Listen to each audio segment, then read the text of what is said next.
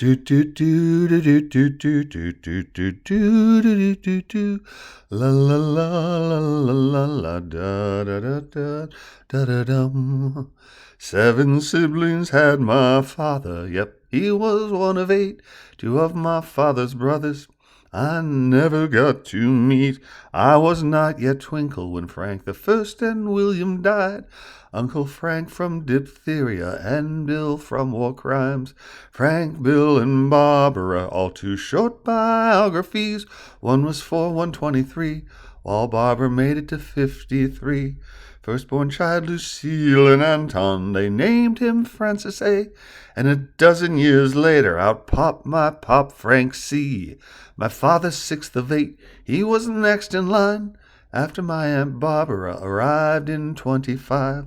For me, Barbara was wheelchair-bound, and she could not speak.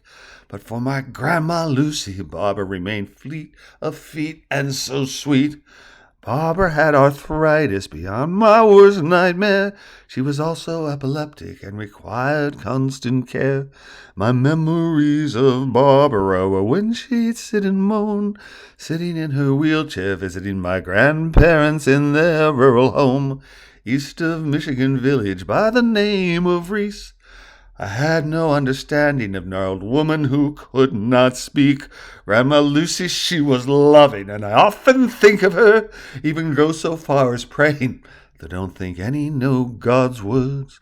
Lucy, she would sit with Barbara close by and tell me how as little girl, how Barbara, she could fly, ran faster than lightning, and was sweet as can be, none of which made any sense to kindergarten me.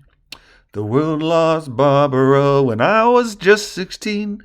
I had no comprehension of what half-century would do to me.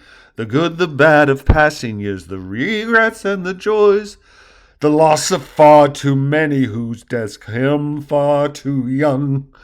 My father and 3 siblings made it past 2001.